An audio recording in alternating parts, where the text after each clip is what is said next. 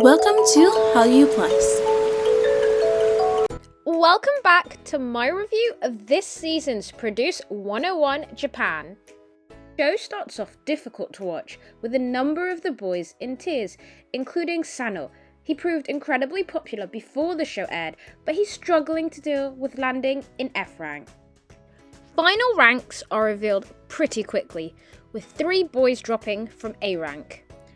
First up is Nishi Hiroto, who at this point I'm just in love with. We also have Nishijima Renta, who I adore, and Kobayashi Daigo, who has had such a tough start to the show. The boys are replaced with a number of big hitters, including Kimura Masaya, whose name I've been told I butchered last review. I don't think it's any better this review either. We also have Fukuoka Shoya and Teko Yusai. With the rankings all sorted, it was time to vote for the center of the music video. The boys in A rank were all given the opportunity to dance as the center. The remaining boys would all watch, and then everyone would get the chance to vote for their pick. Whilst it was a close call, in the end there were only 3 contenders left: Tajima Shoga, Kimura Masaya, and Fukuoka Shoya.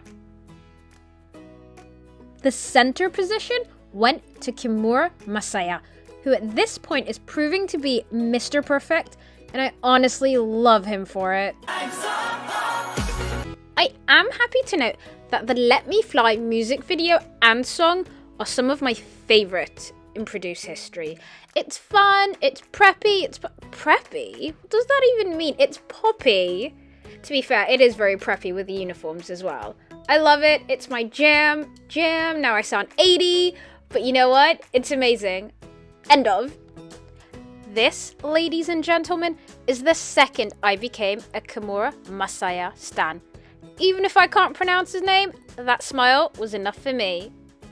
With all of that excitement out of the way, we now move on to group battles. I've always loved this setup. 10 groups, 5 battles, head to head. Because he was picked as center, Kimura got to pick his entire team and didn't have to take on anyone he didn't want. There was a twist which I actually enjoyed. Now normally, the remaining boys, after everyone else has been put into a group, end up in one group together, and it always ends up tragic. This time, the new rule change was that the boys would join the other group, 1 boy for each of the 9 groups remaining. Now, it did get a little awkward when they all had to line up and basically plead to get picked. Thankfully, they went through that pretty quickly, and I think in the end, this is definitely a lot better because the boys get the support that they need in a stronger group. With the groups all established, we can now move on to group battles. First up, we had Bento Shonidan and I going head to head. Both were performing BTS's I Need You. This was an interesting pairing, as I thought that Bento Noshidan took a very youthful approach to the song, whereas Team I went with hard hitting. I need you, girl. 네,君は一人いつも味方で僕は一人君へ惹かれて I need you, girl. I need you, girl. 離れないんだ I need you, girl. ね、君は一人 I need you, girl. I need you, girl. Whilst I do think that both teams were rather evenly matched, in the end I'm going to have to give it to Team I, who were overall the stronger team, having Nakano Keiho rapping and Fukuoka Shoya as their center really won it for me. In the end, the audience agreed with me, with Team I winning the group battle.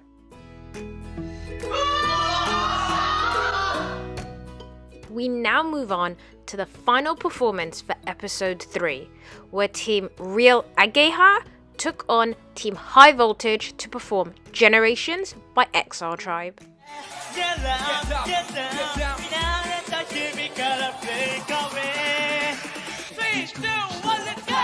Yes,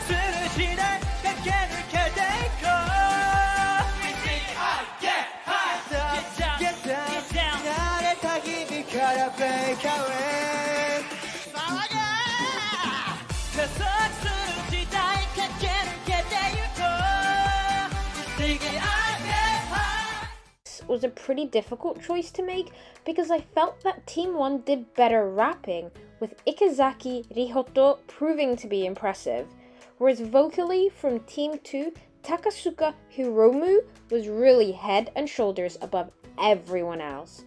Dance-wise, I thought that both teams were equally solid. In the end, it was incredibly close, but Team 2 managed to take home the win.